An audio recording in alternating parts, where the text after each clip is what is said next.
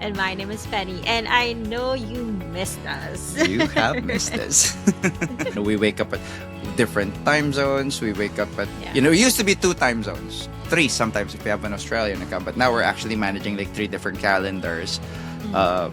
Because you wake up at a different time, I wake up at a different time, and then our clients wake up at different times. Oh my god, it's such a nightmare. One thing that I do add in, especially because for bigger teams, right?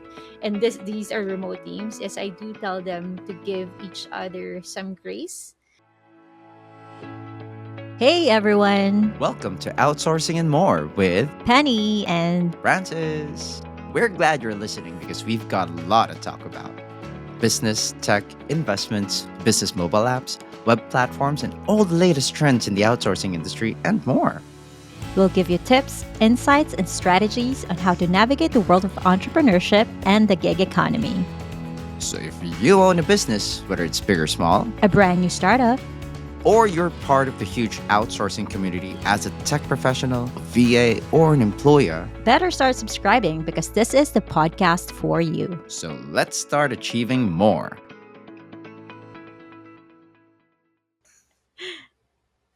Hello and welcome everybody to a second season for Outsourcing and Second More. season. Yes, we are. That's Yes. where we are. And as always, my name is Francis. And my name is Penny, and I know you missed us. You have missed us. And So what has hi. happened to us? Yeah, what Yes. has happened to us, Francis? What has happened to us? So we have been on hiatus. We have been Mhm. away for a while. We did say Away for that a we while, were yeah. going to take a moment to to put together more topics to get to put together. Mhm. But then again, life happened, didn't it? And Yeah. you guys might be wondering, why are we in a different format? Like, I can't believe So far, so far. Oh my so god. far, and we are literally far from each other. So since our last Mm. hiatus, things have changed a little bit. I happened to um um stepped into a house and got flown away by a whirlwind, landed in the land of Oz. Except for Oz, it's UK. It's So I am yeah, currently in it's London. London, Hello, yeah. everybody, and I've been here for a little while, just getting to you know, try the authentic UK cuisine, like chicken tikka masala. Oh my god. You can get that anywhere. But I mean, yeah, he's been in a different country for more than a year now. Yep, Took a few months to settle in, and then for us, like took a few months to actually focus on Virtua and and and Virtua, and growing it. yes, yes. We did, and like I said, life did happen. Not only did this happen, we Mm, suddenly went into this crazy expansion mode, which is, of course, really yeah. good for us. And, just it just became like a crazy time, wasn't it? Yeah, yeah, yes. Especially because now, well, you and I have talked about expanding our team, and now we have different departments. Oh my God. Who would have thought that we went from one set of problems because we're handling everything together to an entirely different set of problems because now it's, but We're managing, yes, it's now about managing. I mean, but it those are wasn't champagne problems, really. there are Mm. champagne problems. So like, cheers to that. With my Wicked Queen mug. Well, you Just have coffee. yeah. It's just, one other update. I started watching like, theaters and plays. I'm excited to tell you all about it. And when you visit, I'll take you to all the my favorite Yes, ones. please. Yeah. You do know that when I was younger, I used to participate in theater. Did you? But I did No, not. you I mean, did did you not. know I that I I used did to in grade participate school. in theater? I think so. I I mean, was I'm gonna have to ask chat to remind me. mm, Padre Damaso. No, no, wait. But I you know, was I was stuck. I this was a project, but not exactly what we did for the theater. But this was it was a class project. We Mhm. did a drama of Sound of Music, and Ooh. because I was one of the people who can actually, like, who can act a little, so and And we're sing, I an all assume. girls school. Uh-huh. So all girls good. So I was Captain One Trap. I was the guy. Okay. I was, as I had to sing Edelweiss and all that. But yeah, I'm excited to Ooh. actually go to London and see some plays Yeah. and spend time with you again. We did say a little bit about Spain and a little bit of Europe. So champagne problems, yes. But Hopefully that happens. it was just so weird. You said you're Captain Von Trapp, and I was up. Are you I was stuck in. are you Maria? It was stuck in Maria, stuck in Midsummer Night's Dream. At least I remember that one But because we had so much fun Midsummer with. Night's Dream. Yeah, I mean it was a small theater thing, but you know. Anyway, maybe that should be a different topic itself. But Altogether, yeah. speaking of us being remote, how do you like our new setup? Where we instead It's of just gonna being in take one some studio. time being used. Like, yeah, Yeah, because I can't hit it's gonna take I some can't time. hit you or you me I can't kick you under the table. or share a When you're private trying, when giggle. you're saying, when you're out, or we're sharing. Yes. You're gonna have to like bleep me out for overshares. But yes, Yes. you know, one thing that has made me painfully aware about Mm, how things are being handled now because we wake up at different time zones. We wake up at yeah. it used to be two time zones, three sometimes if you have an Australian account, but now we're actually managing like three different calendars Mm, uh because you wake up at a different time, I wake up at a different time, and then our clients wake up at different times. Oh my god, it's such a nightmare. That I thought maybe it would be a great opportunity to discuss again about the core of our business, which is outsourcing, but more importantly, how we manage remote teams. yeah. How's Yeah. that for a And I think segue? and one thing that I think we have improved a lot since the Hmm. start of the year, is how we actually onboard new team members, True. especially new remote team members. If you remember, before we used to do this, like we had a slide presentation, a deck to show new team Quote members, unquote, you are and a reflection of yeah, Virtua. yeah, quote unquote, we are very choosy. So we are very picky, right? But now we actually have a team, and it's not just the HR team, right? The Yes. onboarding process that we have right now actually also involves the other department heads like IT and ops. IT Um, yeah, IT ops. and ops. Yeah. So with that being said, and this is one thing that we have improved a lot, and since the start of the year, what do you think are the biggest improvements we've made, that has made a difference in how we're onboarding our team Oh my members? goodness. The Again, thank you so much for that wonderful question. I'd like to take a moment to thank God and my I family. think I have a career in being an interviewer. Yes, you actually do.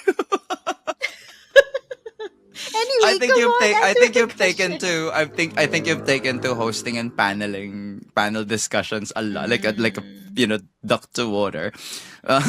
One of the biggest improvements that we've done to onboarding. So uh this might be a little bit of a cliche, but it's actually putting the mm, idea to paper.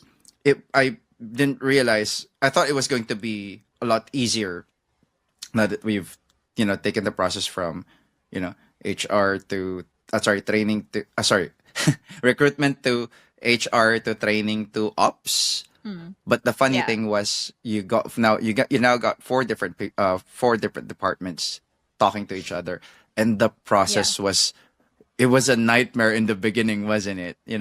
I love you yeah. It's just guys the if you're coordination listening. between. I love you guys if you're listening. But honestly, the first few tries, the first few iterations, it was a nightmare. So I think just being able to establish like a well documented process was one of the biggest things that we needed to do to make it happen. Because before, when it was more like when we were solo duopreneurs, we were just passing the baton around.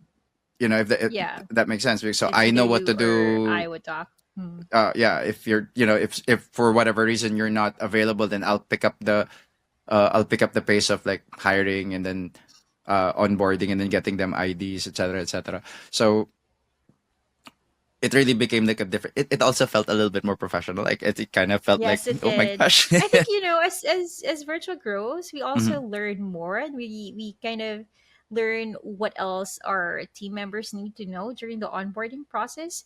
And just to provide context to what Francis was saying. So previously we were doing like it's just one deck. We'd actually do the onboarding, and now we have a team. So we have a trainer who coordinates with everyone, with all of the departments. So what happens during onboarding, and when we say onboarding, this is the very first meeting after or before their actual start date. Yes. So even before they start with product training, before they go ahead and face the client, we do have our own onboarding process.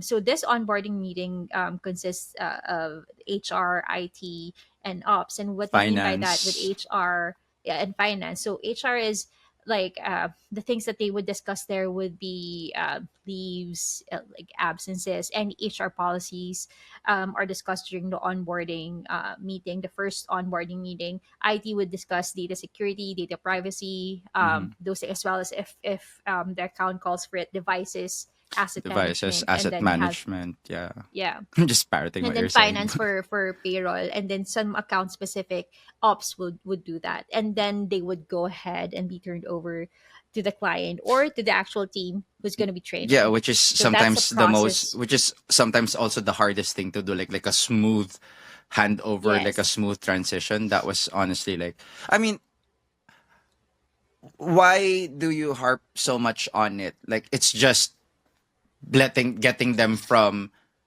interview to their first day. But I was gonna say like I see that as a very big thing, but I wanted to ask you like how Hmm. important is that experience for you, for um our team members? In the recent panel that I attended, I was saying that I was very proud that most, well, if not most, but a lot of our team members are actually referrals. Yeah. And I think one of the reasons why our team members refer other people to come and join Virtua is because of the experience that because of their experience with us, and this actually starts during the onboarding process. It's I see it as if a customer, like a client, would go to a website. It's their first point of contact with the company. Me, for onboarding, it's like that. Well, this is probably the second phase because the first Mm-hmm. one is the actual hiring process, and then onboarding is the second phase.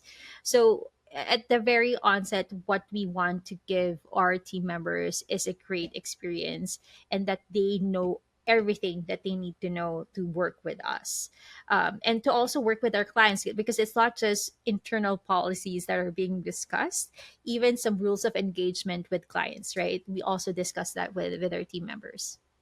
No, yeah, totally. Basic, Yeah, totally.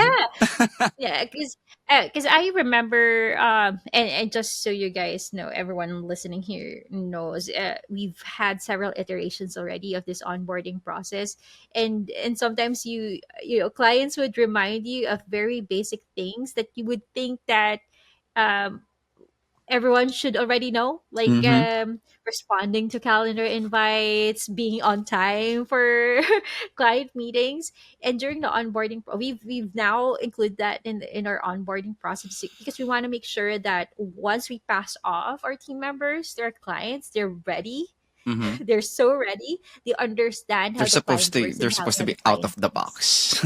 They're supposed to be out Yes, of the yes. box for, I mean, it's very important for me in two ways. And you may have already covered some of these points. From an agent perspective, I think the day one experience speaks volumes about the rest of your experience Mm-hmm. with the Mm-hmm. company. And I don't Yeah. want them to have like a clunky experience wherein, like, oh, you're supposed to report 9 a.m. and then you come in at 9 a.m. and no one's there, No one's, yeah. right? Because, especially when you're dealing with a remote team, Especially when you're dealing with a it's remote not like team. you're gonna enter a room and you see if there's any other trainees Am I in the with right us, training room? yeah. It's like going into Are there other the people in my building. batch? Yeah, it's like going into the building and then nobody knows that you're supposed to be there, which is even worse if it's Yeah. remote because you don't know, like, did you just join the wrong link or something like that, and there's nobody expecting you to there should, in the virtual sense, there should still be somebody waiting for you. Like if somebody sent a Zoom Yes. link, they should be there. They should know exactly what they're talking about, for how long, who are they handing you off to, and then that experience needs to be seamless for me. Like there shouldn't be at any point like, okay, so I'm done, but I don't think the other person is here yet to discuss what they need to discuss. If it were me, uh you're sort of assessing that the Mm-hmm, company mm-hmm. that you're joining. Like, if I'm gonna be devoting X number of months, days, months, years of my life to this company. I want to know if I made the right decision, maybe as early as day one. So, and then on the part of the client, the entire point of us sourcing for them qualified candidates means that they should be, ready to hit the ground running, or at least ready to start Yeah. learning. So if they come in and they say like, okay, what am I supposed to do, is really also not the best first impression for the client. So Yeah, we for the try to client. Yeah. prepare the side, and that's really the point of that's really the point, the core of our work, Our isn't it? businesses. Yeah. Yeah. Hmm. Yeah, it is. So I have another question for you. So this is me in interviewer mode. So be ready. You only have 5 seconds to think. No. So I have a question for you. So for us, our onboarding process is very facilitator led, right? Like, Yes. uh, our HR would actually be in the call, our IT person will actually be in the call. So, what are your thoughts about facilitator led onboarding versus self guided Ooh, that's a very, again, for thank you remote so teams? much for Yeah. that wonderful question. I don't know why we're doing this. I should be asking you questions. I'll get you one of these days. But I will say it's one of two things. From a training perspective, because of my background, Mm, you have to understand that people learn in different ways. Some mm-hmm. people are, I don't even believe so much in the auditory, but some people are visual. I'd say visual slash auditory. And then some people are kinetic. They prefer Yeah. the Tactile. Yeah. interaction. Tactile, yes. Yes. They prefer the interaction that happens, right? Mm-hmm. Now, does it mean that, you know, some people just because they say they prefer the kinetic way of being taught, Learning.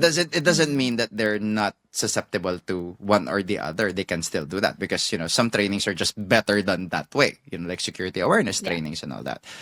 I personally would say, like, from a facilitator standpoint, the one thing that ensures that it's perfect. I still believe it. It's the most time consuming, but it's really the best way because you can see feedback right away. You can see the reactions Yeah. right away.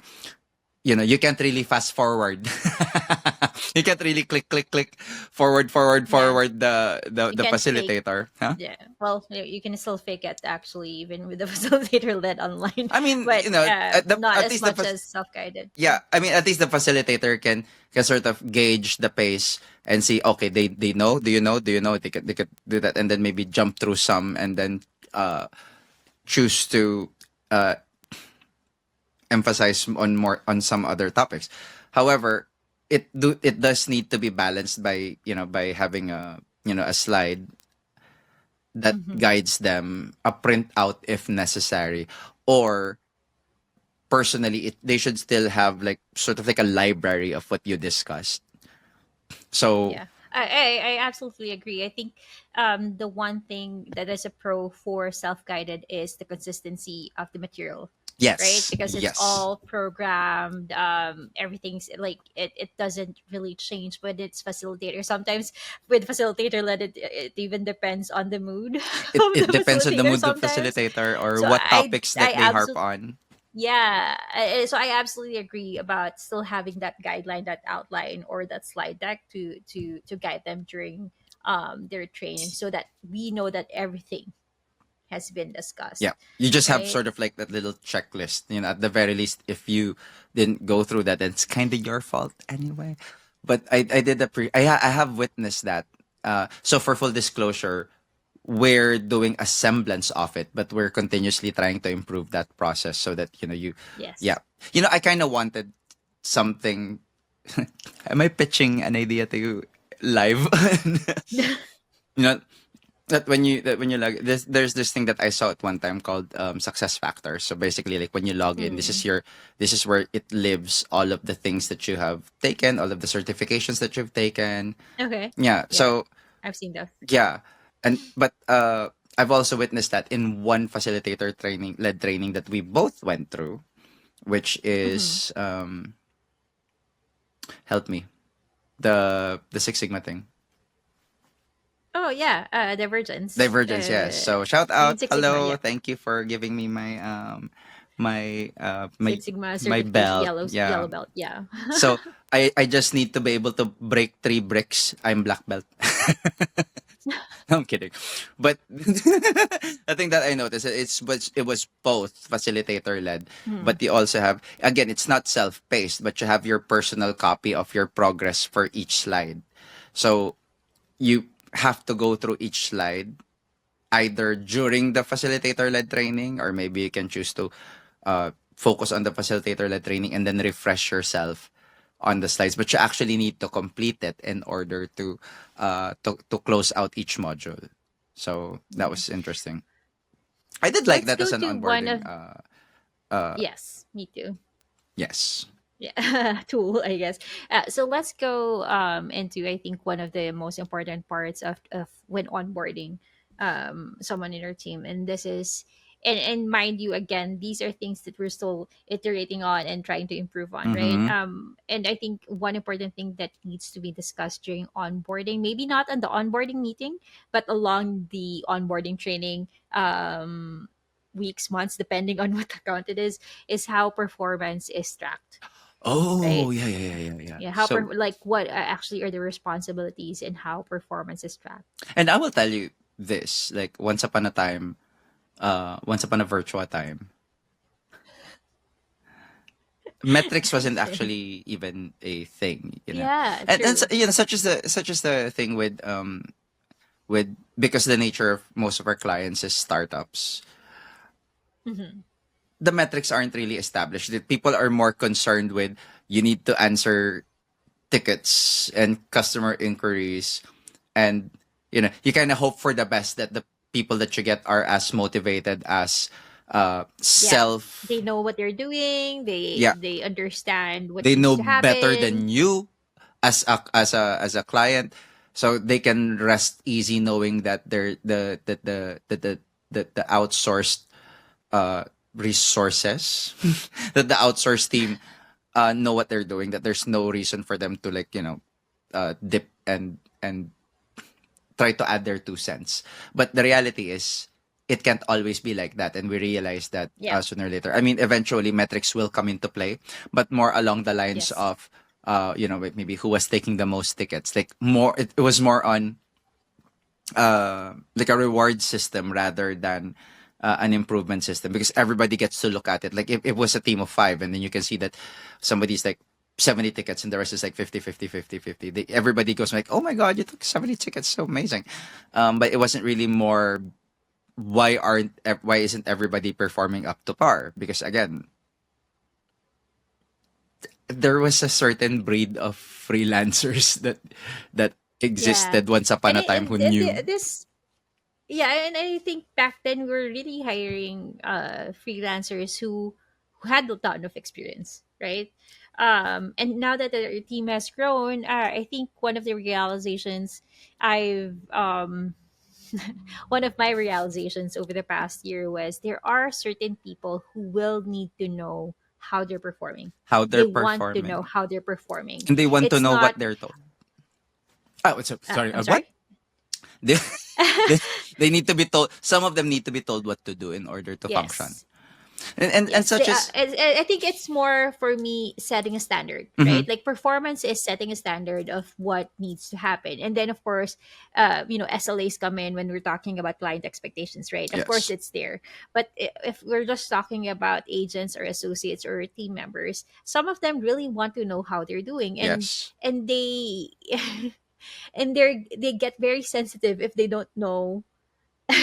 Because cause sometimes, right, sometimes what happens is we look at people who are underperforming, and then yes. anyone who's performing, we, Sort of okay, they you're just performing, you're right? But fine. Let me yeah, focus on you're fine, right? the The underperformers. underperformers. But I mean, my realization in the past year is even the performers want to know how they're performing. Yeah, Like and that's why I mean, of course, this is one of her accounts where it's very data driven. So we yeah, have scorecards and everything, right? And with the other team members, yes, we do have those metrics, but not as data driven as this account of ours. But it is very important to have those standards set so that you yes, know if someone is a fit or not for the account. yeah.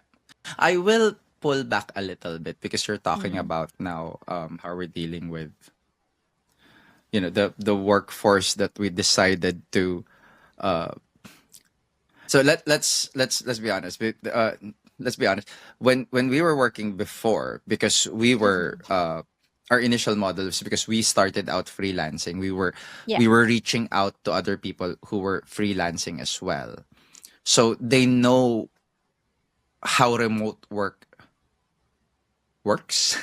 Because it's a lot of times working by themselves, so a lot of Yeah, the working by themselves. responsibilities they had to pick by themselves. It's like Self-managed. yeah, Yeah. it's like moving out of your parents it's like moving out of your parents house and moving to a dorm for the first time. Like all of a sudden you Mm-hmm. realize that the dishes don't do themselves, or Mm-hmm. that the clothes don't fold themselves, heck, they don't get washed by themselves. So it's not magic. You have to learn all of these aspects by yourself, and you're all of a sudden forced to be an adult. But then again, uh I think it's pretty much the same as with people who were solopreneurs, who were Mm-hmm. freelancers, because you don't just come in actually with your own with your by yourself. You come in with your own equipment, you come in with your own internet, you come in with your you Mm-hmm. say parang here I am. You sort of like have a big backpack like with all of your working things, and you say I'm ready for you Mm-hmm. to hire me. And that's why they cost so much, because they are self-driven. They know their how to look for their own metrics. If they don't have metrics, they know where to look for it, where to ask for feedback. You go back to how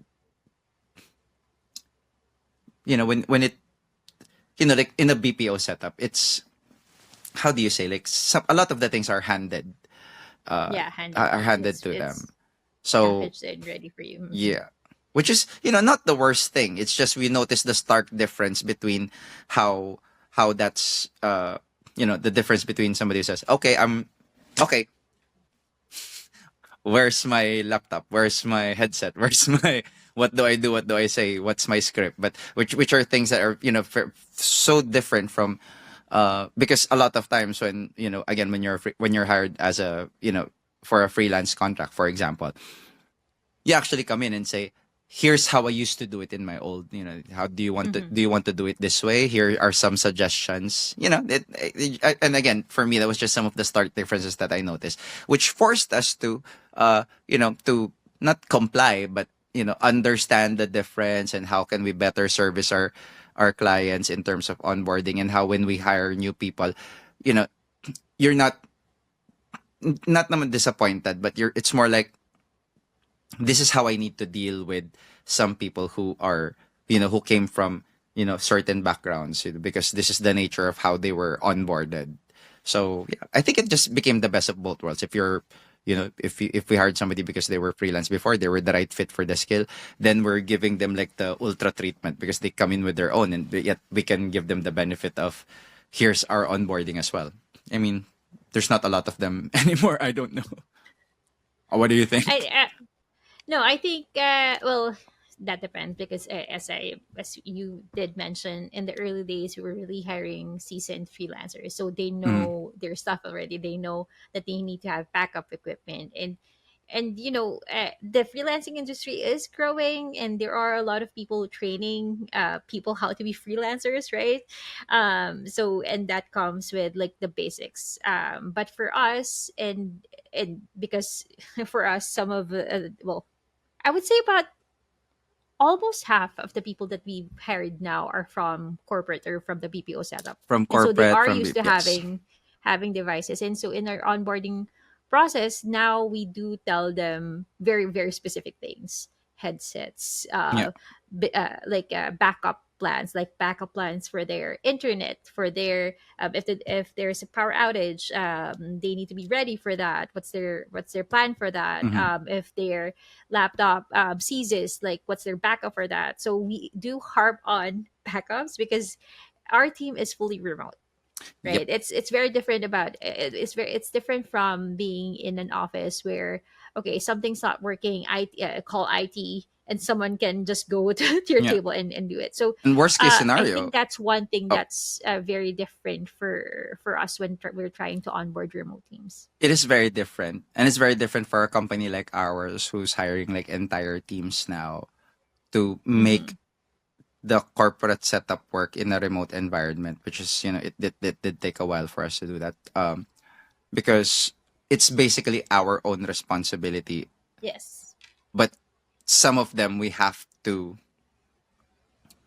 assert. Like if you were working in an office, then we would have been the ones saying, yes, we have a business continuity plan. Therefore, when heaven forbid something happens to the office, the internet goes down, um, you know, earthquake or something, that you can be evacuated, and then in the meantime you move to this building which is also equipped to handle, and that's something that our clients are actually expecting as well. But how do you do that for a remote team? So I think that sort of coincides, whether you're not we're not really talking freelance or corporate anymore. We're just talking about a remote team.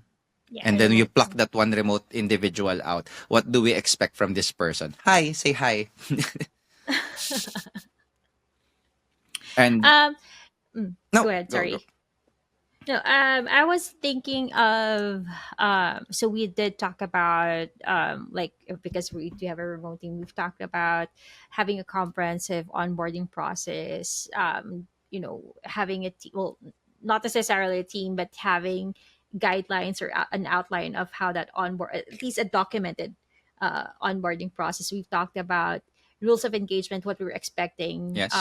our team to do, their responsibilities, and how we're tracking their performance. And we've also talked about, because we do have a remote team, like backups, equipment, and all that. We've kind of gone into comparing, right? Like a little bit comparing a remote team versus people in the office Yes. setup. So I guess the one last thing that I will ask you.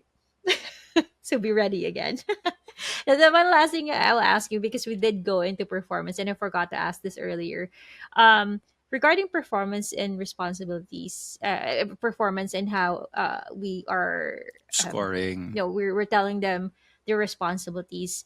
Uh, the other thing that we are doing right now for one of our accounts is a ramp plan, and that is Oh, we're coming up with a ramp plan because we understand that there's a learning curve, and for this specific account, we know that it's kind of steep because the product is very extensive. expansive, And yes. so yes, so we have I, come I up s- with a sorry, ramp just to be plan. clear, I said Yeah. expansive, not.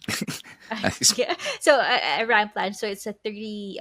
What are we expecting to happen the first 30 days? Like Yes. the first 30 days, we're expecting, I don't know, one ticket per hour, one chat, and then in the next third and fourth week, two concurrent chats. So Mm-hmm. we Going current also chat, have 7 tickets per that plan. hour.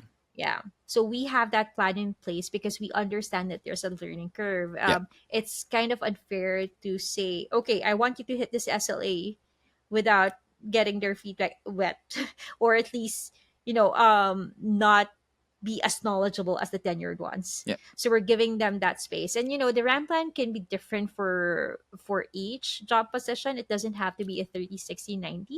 It It really doesn't really have to be depends a on what the 30, product 60, is. 90. Yeah. The problem with so let's go back because again, I love how we're continuously learning. I wish, at 18 you just went ahead straight to opening up your own business and spending your next 4 years learning about it rather, because experience has nothing Yeah. on what we've been learning, but still go to school.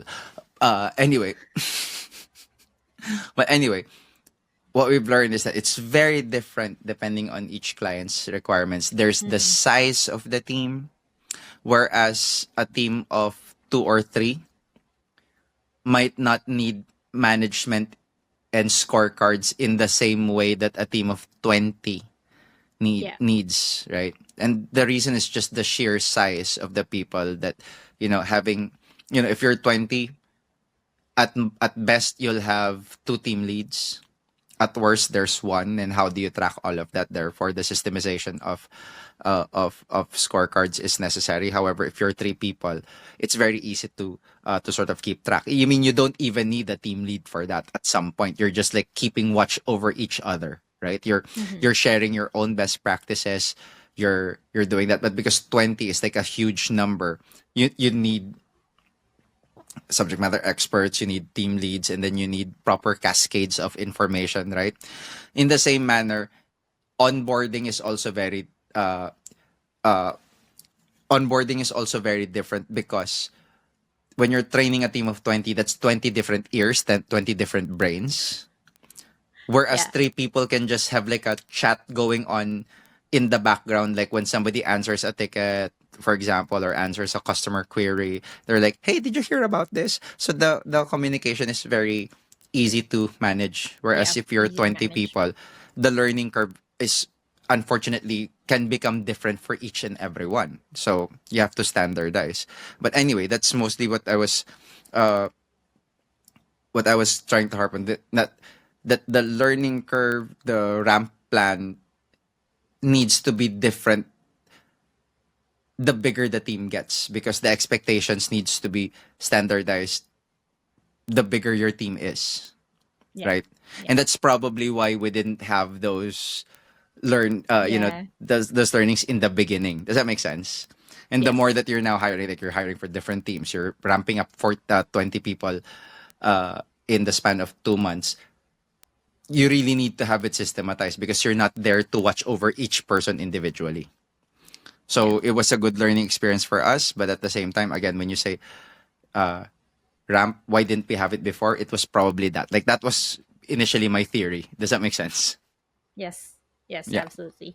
I think just to wrap this up, do you remember, like, and we kind of alluded about this earlier when we said, like, the last slide of our original onboarding deck was that Okay. we're very picky in the people that we choose That we choose. to yeah, right, like to join our team. I think that has evolved for me. And we are still very choosy, right? Still very choosy, still like have high expectations of the people that come work with Virtual. But the one thing that I do add in, especially because for bigger teams, right, and these are remote teams, is I do tell them to give each other some grace, because they don't know Yes. each other. Yeah. The team doesn't know, if especially if you're a newbie entering a team of 10 Very tenured and associates. very Yeah, experienced people. Yeah. very experienced, and you don't know. Because it has happened, right, that the tone of voice of one person can sound like they're always angry, but they're just like that. That's just how their voice works. And I'm Do not we know talking about anyone like you. that? Yes, I do. He talks like he's about to fight you. And that's why he's always misinterpreted. And that's why the messaging that I always have for new team members is to give each other grace, because you don't know each other yet, and you Yeah. will, in time, because you will work together day in, like, every single day. But give each other grace and understanding before you come into conclusion about Yeah. who You you're come in working with with. the you come in with the blank slate. And sometimes the problem is some, some people when they come in, they already start sizing their team members out, or he's the, or this person is, or I don't like that person. It's just like, come on day one. I mean, you kind of have to empty the glass a little bit, and then give yourselves time to work. And again, which emphasizes that the dynamic that I've noticed between small teams and big teams, when people come in, and it's the two of them, they sort of have no choice Mm. but to bond with each other because it's just the two of them. And I've seen and sort of seen that happen. Like they're basically best friends, although they've never met. They become each other's like support system. And then eventually they're like ninongs to each other's kids. But when on bigger teams, usually it breaks up into smaller teams and it becomes factions. And you always try to mitigate that and say, you guys, you're one team. You have to establish a certain level of trust with each other because you're Hmm. individually contributing to the success Of the of the yeah. account. So yeah, but those are the things that bec- you know I suppose just before we wrap it up, that's the pitfall that we've always been trying to avoid. Because eventually, like for in front of the client, you are virtual, right? But there cannot be Hmm. like internal conflict. Is it avoidable? Definitely not. It will still happen. It's just the nature of people to do that, and that's it's still the continual struggle, right? So Yeah. yeah, I think we're ending this topic on a sigh because it's like, how are we? No, it's I think every single day running a business is just a learning experience, and again, we just have to be kind to ourselves if we do a whoopsie, right? Yeah. But so far, everything that we've learned about onboarding has been working, I think, because when I look at the previous batches that we've onboarded and the batches that we've onboarded in the most recent months, it's definitely more consistent in terms Yes. of okay, and the knowledge is they come in, they don't have a ton of questions because it's already It's been already been laid out, discussed. yes. Yeah, And you also yeah. do notice that they are more actively working with each other. So again, compared to the Yeah. previous, let's call them like experiment number one, experiment One, number two, three, two, four, two, five, three, one four, yeah. hundred. But you do notice, I like the feedback that you were giving with them. Oh yeah, they're actually working together. They're giving better feedback, or Mm, they're asking each other questions as opposed to faction A, faction B. But yeah, that's it's for us. It's still a learning experience. But you know, what have we learned? Make sure that they believe in each other. They also, and that's something that we never really uh have put on paper. Maybe we should, but we always say, you know, mm, you're a reflection of us and how we work. How you work is how we expect each other to work. Again, it was easier before when we were just like 10 people because you're basically telling them, okay, you're talking to the client this way. You give them yeah. our one of our bigger challenges is making sure that the the message is still brought across no matter how many um how many layers is put between uh us and the Us agents. and yeah, Well, we have no the you have no agents choice. being We have there. to because again that's the most of your clients are are clients that we've worked for years, so they do kind of expect the same level of treatment Yeah, for level. yeah. Yeah, But anyway, yeah. that's true. Did we end up with more questions than answers?